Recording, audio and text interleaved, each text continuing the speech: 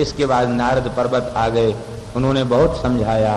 वो तो कहता था महाराज मैं तो रोते रोते अंधा हो रहा हूं, मेरे बेटे को जीवित करो। नारद जी को दया आ गई, नारद जी ने जीवात्मा का आवाहन किया, बालक उठ करके बैठ गया और बालक ने कहा कि अरे मूर्ख, तू अपने को पिता कहता है और मुझे पुत्र कहता है। ये संस्कृति के चक्र में पड़े हुए जीव न जाने कितनी बार किसके पिता बनते हैं, कितनी बार किसके पुत्र बनते हैं, इसमें क्या ठिकाना है। संस्कृति के चक्र में जीव पड़े हुए रहते हैं। तू अपने को पिता कहता है और मुझे पुत्र कहता है, हमारा तेरा कोई संबंध नहीं। शरीर से था, शरीर नष्ट हो गए। संस्कृति के चक्र में भटकते हुए संबंध बनते और बिगड़ते रहते हैं। इस जन्म में हमारे पिता माता हैं, तो क्या पूर्व जन्म में नहीं थे? पूर्व जन्म में जहाँ कहीं हमारा जन्म हुआ होगा वहां भी परिवार होगा, वहां भी पिता होंगे, वहां भी माता होंगी, वहां भी भाई होगा, वहां भी घर होगा। वो सब छूट गया कि नहीं छूट गया? जब वह सब छूट गया तो ये रहेगा, ये भी छूट जाएगा। ये छूट तो जाएगा ही, इसलिए पहले से ही छोड़ दो, इसमें लाभ है। पूज्य स्वामी जी महाराज कहते हैं, श्री राम सुखदास जी महाराज कहते भाई छोड़ना पड़ेगा, इसमें तो बहुत घाटा है, तो रो रो के छोड़ना पड़ेगा, आसक्ति रहेगी, फिर उसी चक्कर में आना पड़ेगा। तो आज ही छोड़ दो तो आज ही मुक्त हो। वो तो यहां तक कहते थे कि महाराज अभी बज रहा है 11 बजे छोड़ दो तो 11 बज के 1 मिनट नहीं होने पाएगा, तुम मुक्त हो गए। है नहीं तुम्हारा, तुमने पकड़ रखा है, आज ही छोड़ दो, मुक्त। शरीर और संसार की आसक्ति ममता को अभी छोड़ दो, इसी समय मुक्त। कहते मुक्ति में कोई श्रम नहीं है। सच्ची बात तो यह है कि भगवान का प्रेम मिले, भगवान के भजन में मन लगे, यही मुख्य बात है। संसार तो छूट गया, ये तो छोड़ना पड़ेगा, इसको छोड़ दो। एक बड़ा बढ़िया दृष्टांत उन्होंने दिया था सत्संग में। बोले कि देखो एक जमींदार था, उसकी पत्नी बोली कि मैं तुझे छोड़ के चली जाऊंगी। उसने बहुत मनाया, हाथ पैर जोड़े, बोले देवी देखो मैं इतना बड़ा जमींदार हूँ, गांव का लंबरदार हूँ, और तू छोड़ के चली जाएगी तो मेरी बड़ी बदनामी होगी, तरह तरह की बातें तो करेंगे, इसलिए देवी मान जा, मत छोड़। वो कही, उसने कहा कि मैं रहूंगी नहीं तेरे पास, मैं छोड़ूंगी छोड़ूंगी छोड़ूंगी। अच्छा ठीक है।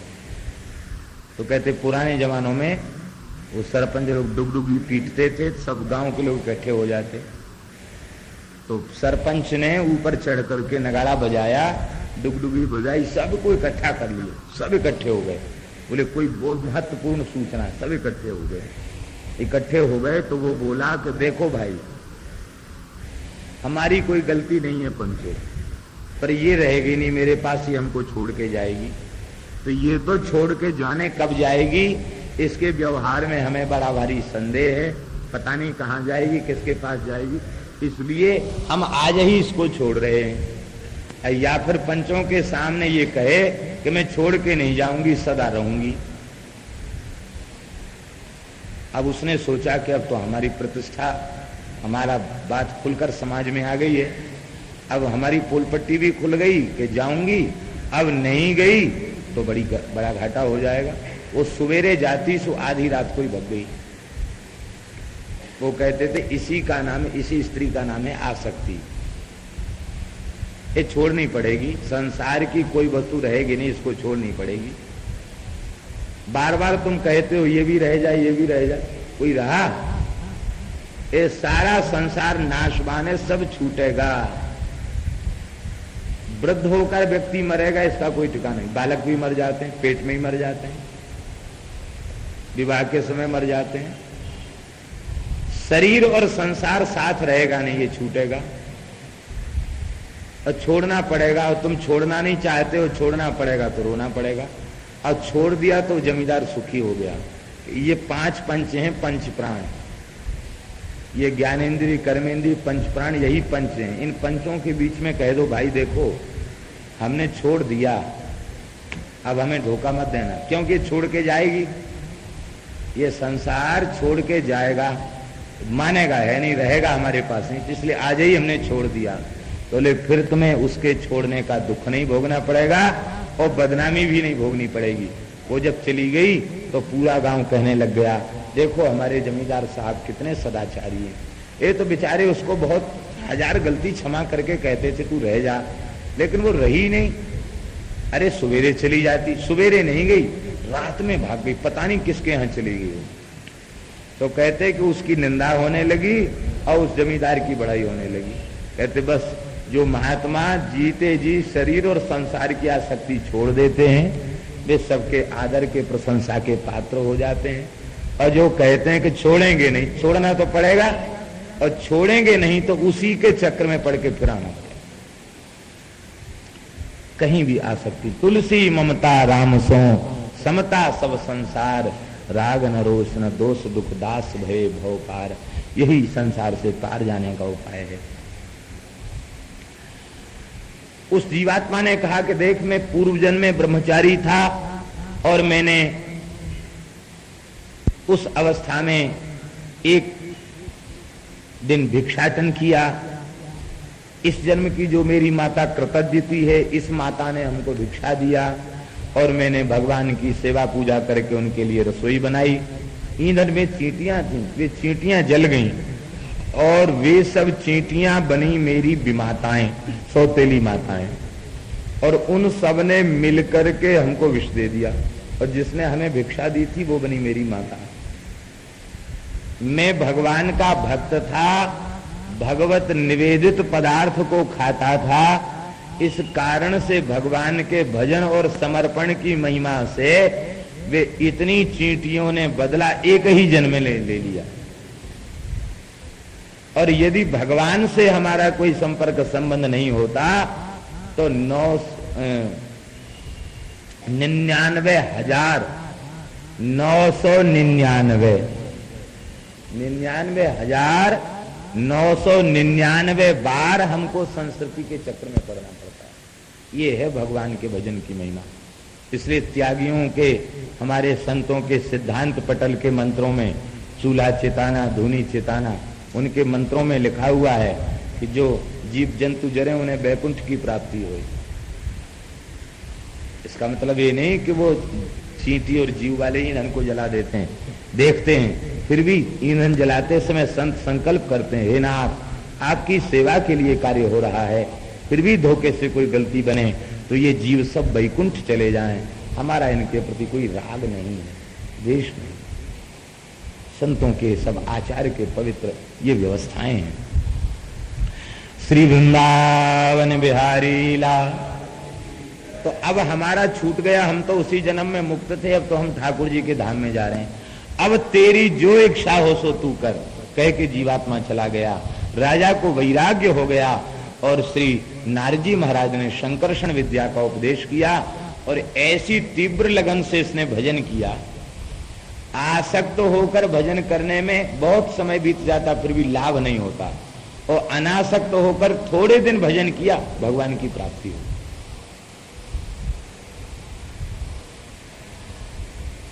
शरीर और संसार इन दोनों का सर्वथा विस्मरण हो जाए, इनमें अनासक्ति हो जाए तो बिना भजन के भगवत साक्षात्कार हो जाए।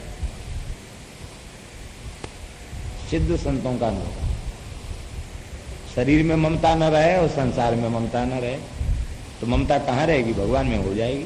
तो भगवान में ऐसी ममता होगी तो भगवत साक्षात्कार हो ही जाएगा। अत्यंत निष्काम चित्त से भजन किया तो थोड़े दिन में साक्षात्कार हो गया। विमान दे दिया और कहा कि तुम जाओ विचरण करो। अब चित्रकेतु का प्रसंग जो है ना, बिना भक्तमाल भक्ति रूप अति दूर है, ये पूरा छपैया घटित होता है।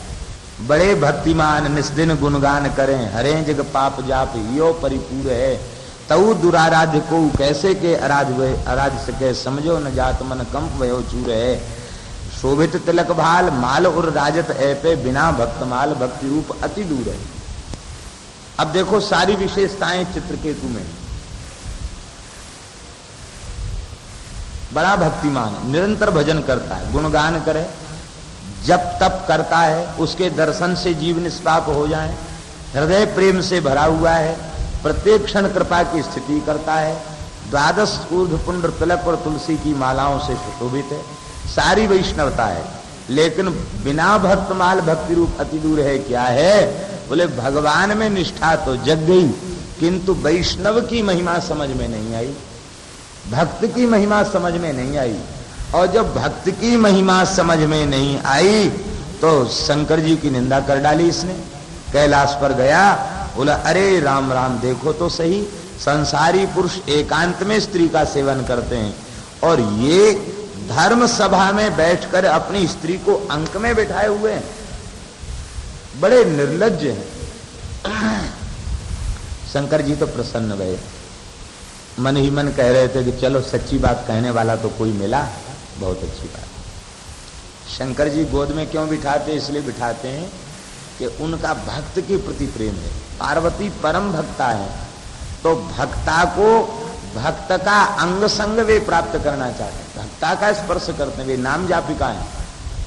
और अर्धनारीश्वर स्वरूप में तो अर्धांग में वे सतत विराजमान रहती हैं, वे आह्लादनी शक्ति हैं। महान योगीश्वर निर्विकार भगवान शंकर, उन शंकर में इसने विकार का आरोप लगा दिया। शंकर जी तो मुस्कुरा गए, पार्वती जी क्रुद्ध हो गई, बोले अरे दुष्ट, तेरे गुरु नारद जी बैठे हुए हैं, वो तमाम सनकादिक सिद्ध बैठे हुए हैं, वे शंकर जी के पास बैठ करके भगवत चर्चा कर रहे हैं, उन्हें तो शंकर जी में दोष नहीं दिखाई पड़ता, और तू कल का सिद्ध अभी घूमता था, ऐसे ही डोलता था, और अब नारद जी ने कृपा किया, मंत्र दिया तो सिद्ध हो गया। तो जिन संतों की कृपा से तुझे भगवत प्राप्ति हुई, उन्हीं संतों का तू अनादर करता है। जा, भयंकर आसुरी योनि में चला गया। ये चरणों में इसने प्रणाम किया और प्रणाम करके बोला कि महाराज, माताजी मैं इसलिए प्रणाम नहीं कर रहा हूं कि आप मेरे अपराध को क्षमा कर दें, मैं इसलिए प्रणाम नहीं कर रहा हूं। हाँ, मेरी कठोर वाणी को सुन करके आपको पीड़ा भई है, इसलिए मैं आपको प्रणाम कर रहा हूं। क्या शाप है और क्या वरदान है मैं नहीं जानता, मैं तो केवल इतना जानता हूं कि यह सब कुछ भगवान की ही लीला है। भगवान जो कुछ करते हैं, भगवान के संकल्प से ही समस्त कार्य होते हैं। इसलिए का शाप पूर्ण अनुग्रह, न तो कोई शाप है न कोई अनुग्रह है, भगवान के समस्त विधान मंगलमय है। ऐसा कहकर उसने चरणों में प्रणाम किया और चला गया। शंकर जी ने कहा देखो देवी, ये चाहता तो तुमको भी शाप दे सकता था, लेकिन इसने तुमको शाप नहीं दिया। भगवान के भक्त ऐसे क्षमाशील होते हैं, संतों में निष्ठा करो। तो आज वही पार्वती के शाप के कारण ये वृत्तासुर के असुर योनि में जन्म लिया, लेकिन जो पूर्व जन्म में भजन किया था वो भजन का फल नष्ट नहीं हुआ। और अब जब दूसरा जन्म हुआ तो भागवत धर्म का सर्वोच्च सिद्धांत भागवतों की भक्ति, ये सिद्धांत उसकी समझ में आ गया। और इस सिद्धांत के समझे बिना भक्ति पूर्ण नहीं है, अपूर्ण है। ये जब सिद्धांत समझ में आ गया तो उसने कहा अहम हरे तब पादैक मूल दासानुदासो भविता। दास नहीं, दासानुदास, क्योंकि दास बन के तो देख लिया, आपके दास बन गए और दास का अपमान कर दिया शंकर जी का, तो हमको लुढ़क के नीचे आना पड़ा। लेकिन दासानुदास जो हो चुके हैं वे कभी लुढ़क करके नीचे नहीं आते, क्योंकि संत उनको बचा लेते हैं, संत उनकी रक्षा कर लेते हैं। बोलो भक्तवत्सल भगवान। इसी को पुराणों में कहा गया। भगवान शंकर पार्वती से कहते हैं आराधना नाम सर्वेशाम विष्णोः आराधनम परम तस्मात् परतरम देवी तदीयानाम समर्चनम। आराधनाओं में सर्वश्रेष्ठ आराधना भगवान श्री हरि की है, और उससे भी श्रेष्ठ आराधना है तदीयानाम समर्चनम। वैष्णवाराधन वो भगवान की आराधना से भी श्रेष्ठ है। अंतर्यामी गर्भगत संत सुंदरी माहि, तुलसी पूजे संत के दो पूजे। गर्भिणी स्त्री को भोजन कराओ तो गर्भिणी स्त्री का गर्भगत बालक हृष्ट पुष्ट हो जाता है। ऐसे ही संत की सेवा करने से उनके हृदय में बैठे ठाकुर जी पुष्ट हो जाते, प्रसन्न हो जाते। गर्भिणी नारी में और संत में बड़ा अंतर है। गर्भिणी नारी वो गर्भ जब उसको होता है तो उसके तमाम तरह की बेचैनी और जाने क्या क्या उससे बढ़ जाता है, लेकिन संत को बेचैनी नहीं। संत के हृदय में जब ठाकुर जी आ जाते वो चैन में आ जाता है। गर्भिणी का गर्भ बाहर दिखाई पड़ता है, लेकिन संत हृदय में छिपा करके ठाकुर जी को रखते हैं, वे दिखाई नहीं पड़ते। गर्भिणी 9 मास 10 मास में बालक का प्रसव कर देती है, लेकिन ये संत अपने हृदय में ठाकुर जी को बिठा तो लेते, लेकिन इनका प्रसव कभी करते नहीं, इनको सदा छिपा के रखते हैं। ये तो गर्भिणी का दृष्टांत एकांश में है। भाई जैसे गर्भिणी का बालक पुष्ट हो जाता, ऐसे ही भगवान पुष्ट हो। भगवान से एक बार नारद जी ने पूछा कि प्रभु आप भोजन करते भी हो कि नहीं? ऐसा कहा जाता है कि आप तो आत्माराम, आप्त काम, पूर्ण काम, परम निष्काम है, आप कुछ चीज खाते पीते नहीं हो।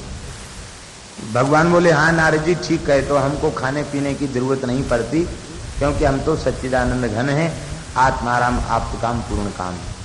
तो महाराज फिर भगत लोग भोग क्यों लगाते हैं?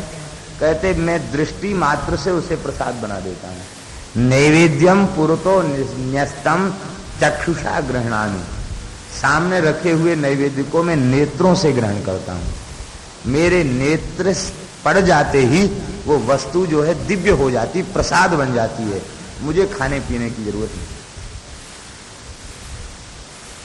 नारद जी ने कहा महाराज कभी भी नहीं खाते? बोले खाते हैं। कब? कहते रसम वैष्णव जिह्वया, हमारे सामने भोग रख दिया जाता है, नैवेद्य रख दिया जाता तो वो प्रसाद बन जाता है, और जब उस प्रसाद को वैष्णव पाने लग जाता है तो उसकी जिह्वा के अग्रभाग पर बैठकर मैं स्वाद लेता हूं, तृप्त होता हूं। संत पाते पाते खीर मालपुआ जब उनको डकार आ जाती है तो वो भगवान की ही डकार होती है। बोलो वृंदावन बिहारी लाल। इस प्रकार से संतों की बड़ी भारी महिमा है। अदिति ने कश्यप जी को प्रसन्न करके वरदान मांगा कि इंद्र को मारने वाला पुत्र हो जाए। कश्यप जी ने अपने आप को बहुत धिक्कारा, बोले विद्वान पुरुष को कभी नारी की सेवा के अधीन नहीं होना चाहिए। देखो मेरे जैसा ऋषि इसके अधीन होकर मैंने कह दिया हमारा ही बेटा इंद्र है और इसकी बहन का बेटा है, ये इसकी विमाता भी लगती है और मौसी भी लगती है, और अपने ही बड़ी बहन के बेटे को मरवाना चाहती है। 12 महीने का व्रत बता दिया पुंसवन, और इतने नियम बता दिए कि कहीं न कहीं कोई त्रुटि हो जाए और इसका व्रत भंग हो जाए। अदिति माता बड़ी मनस्विनी थी, वे जुट गई भजन में। इंद्र सेवक बनकर रहने लग गया, ब्राह्मण बालक बन के आया, माता जी अनाथ हूं, मुझे रख लीजिए, मैं आपकी व्रत में सेवा कर दिया करूंगा। 1 वर्ष पूर्ण हो गया, केवल 5 दिन बाकी थे। इसी बीच में माताजी कृशकाय होने के कारण बिना आचमन के ही सो गईं। बस कहीं कहीं पुराणों में ये आया पादयो कृतमूर्धजाम, कहीं ये भी बात आया। भागवत में उच्छिष्ट मुख सो गई ये बात है। अन्य पुराणों में है पादयो कृतमूर्धजाम, उन्होंने कोई अशुचि नहीं थी, जिधर पैर रख के सोती थी उधर सिर रख के सो गई। आसन पर भी चाय जैसे लेटने की व्यवस्था नहीं है कि जिधर पैर करें वहां मस्तक रख के सो जाएं। जहां मस्तक होना चाहिए वहीं मस्तक रखें, जिधर पैर रखते हैं उधर मस्तक न रखें। बस इसी अपराध से इंद्र को जगह मिल गई और इंद्र ने भीतर प्रवेश किया और गर्भ की हत्या कर दी, गर्भ को काटा। तपस्या का ऐसा प्रभाव था कि वे 2 बालक हो गए, फिर उनको काटा तो 7 हो गए, एक एक के 7 टुकड़े कर दिए तो 49 हो गए, और 50वां इंद्र, ये सब प्रकट हो गए। भीड़ की भीड़ लग गई। दिति माता बोली कि हमने एक पुत्र की प्राप्ति के लिए तप किया, ये 49 कहां से आए, 50वां तू कहां से आया? इंद्र बोला माताजी क्षमा करना, अब तक तो मैं आपका सौतेला बेटा था और अब आपका ही बेटा हो गया, तो आपके पेट में रह के आया हूं। वो आपके पुत्रों के साथ जन्म लिया है, तो मैं तो आपका खास पुत्र हूं। माता पुत्र को क्षमादान करती है। कुपुत्रो जाये तो क्वचिदपि कुमाता न भवती। क्षमा कर दो माता जी, हमको पता था कि आप मेरे मारने के लिए अनुष्ठान कर रही हैं, इसलिए मैं आ गया। और अनुष्ठान में दोष देख करके ही मैंने भीतर प्रवेश किया, मैंने अपनी ओर से कोई अपराध नहीं किया। दीति माता बोली, अब ये 49 का क्या होगा? बोले होगा क्या 49 का? अब ये हमारे भाई बन गए। उन सबको लेके वे देवलोक चले गए। दिति के पुत्र होने के बाद भी वे इंद्र के भाई माने गए। दैत्य कुल में उनकी गणना नहीं हुई। वे सब देवताओं की कोटि में आज भी मरुद गणों की प्रतिष्ठा और पूजा देवताओं के समाज में ही होती है। बोलो भक्तवत्सल भगवान की। यहां छठा स्कंद संपन्न होता है। 7वें स्कंद में भक्तराज श्री प्रहलाद जी महाराज का परम पावन दिव्य चरित्र है। बोलो श्री प्रहलाद जी महाराज की। बड़ा सुंदर प्रश्न पूछा है श्री परीक्षित जी महाराज ने। परीक्षित जी कहते हैं कि भगवान सबके सुहृद हैं, हितैषी हैं और सबके लिए सम हैं। फिर भगवान के व्यवहार में विषमता क्यों दिखती? हम तो अब तक कथाएं सुन रहे हैं, तो यही इससे ज्ञान हुआ कि असुरों को मारते हैं, देवताओं का पक्ष करते हैं। तो जो भगवान सबके हैं, सबके हितैषी हैं, देवता असुर नाग मुनि पशु पक्षी सब उनके ही बनाए हुए हैं, सब उनकी ही संतान है, फिर उनके व्यवहार में भेद क्यों? भेद नहीं होना चाहिए। गोस्वामी जी ने भी कहा है, यद्यपि समन ही राग न रोसु, गहहि न पाप पुण्य गुण दोषु, तदपि करहि सम विषम विहारा, भक्त अभक्त हृदय अनुसार। भगवान तो स्वभाव से माइक गुणों से शून्य हैं, रहते हैं, फिर उनमें भेद क्यों है? सुखदेव जी ने कहा कि राजन, भगवान में भेद नहीं है। अज्ञान से मोहित जीव वह भगवान में भेद की कल्पना कर लिया करते हैं। वस्तुतः भगवान में अपने पराये का भेद नहीं है। भगवान न तो देवताओं के पक्षपाती हैं और न वे असुरों के विरोधी हैं। भगवान शरणागतों की रक्षा करने का उनका व्रत है। जो उनकी शरण में आ गया और महाराज मेरी रक्षा करो, मैं शरण में हूं, उस शरणागत को वे अभयदान दे देते हैं। और ऐसे शरणागत पर कोई आक्रमण करे, उसे पीड़ित करे, तो ये छोड़ते भी नहीं है, उसको नष्ट कर देते हैं। भक्त और अभक्त के भेद से उनकी लीला में भेद दिखाई पड़ता है। और वस्तुतः वे दिखाई पड़ते हैं असुरों पर कोप करते हुए, लेकिन वह कोप भी कोप नहीं, वह कोप भी कृपा होती है। क्योंकि यदि वे असुर शरीर छोड़ें तो उनको न जाने कितने समय तक, कल्पों तक नरक की यातना भोगनी पड़ेगी।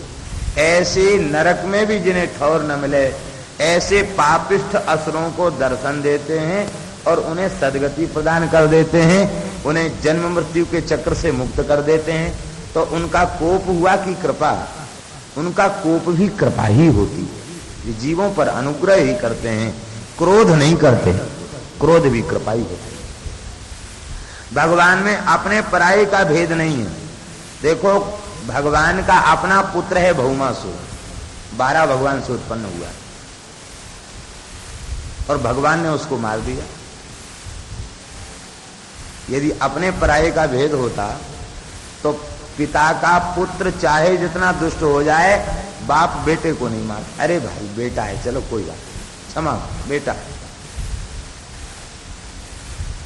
और प्रहलाद जी भगवान के बेटा नहीं, भगवान से प्रबल शत्रुता रखने वाले, भयंकर शत्रुता रखने वाले हिरण्यकशिपु के पुत्र हैं। तो शत्रु के प्रति शत्रुता का भाव रहता कि नहीं? अरे आखिर है तो उसी का बेटा, सावधान रहो। तो दुश्मन का बेटा भी दुश्मन ही होता है, दुश्मन का मित्र भी दुश्मन होता है। ऐसे ही मित्र का मित्र भी मित्र होता है, मित्र का शत्रु भी शत्रु होता है।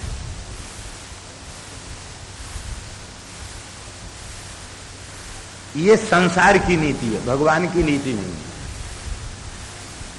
यदि भगवान इस नीति को मानते तो शत्रु का पुत्र प्रहलाद उसकी रक्षा कैसे करते हैं? तो भगवान तो केवल शरणागत पर प्रेम करते हैं, प्रहलाद शरणागत हैं, इसलिए उनकी रक्षा कर ली। और वो शरणागतों का विरोधी था भौमासुर, इसलिए भगवान ने सुदर्शन चक्र के द्वारा उसका वध कर दिया। यही बात तुम्हारे पूर्वज धर्मराज युधिष्ठिर ने पूछी थी। शिशुपाल का जब मोक्ष हो गया गाली देने वाले का, तो युधिष्ठिर ने पूछा कि भगवान नारद जी से पूछा कि ये शिशुपाल जन्म से ही गाली देता था भगवान को, ये मुक्त कैसे हो? और हमने सुना है कि बेन तो संतों को, ब्राह्मणों को, भगवान को गाली देने के कारण नरक गया था। बेन की सदगति नहीं हुई, चले भले ही भगवान प्रकट भय बेन से, लेकिन बेन मर के नरक गया। तो जब बेन नरक गया तो गाली देने वाला तो ये भी था, ये भी नरक जाना चाहिए था। तो नारद जी ने समाधान किया कि बेन का संपर्क संबंध भगवान से नहीं था, वो तो भगवान की सत्ता को ही स्वीकार नहीं करता था। किंतु शिशुपाल का भगवान से संबंध था, भले ही वह प्रेमानुबंध संबंध न हो, वैरानुबंध था, लेकिन बैर के कारण संबंध तो था। उस भगवदीय संबंध की महिमा से, वैरानुबंध के संबंध से ही उसमें तन्मयता आ गई और उस तन्मयता से उसका कल्याण।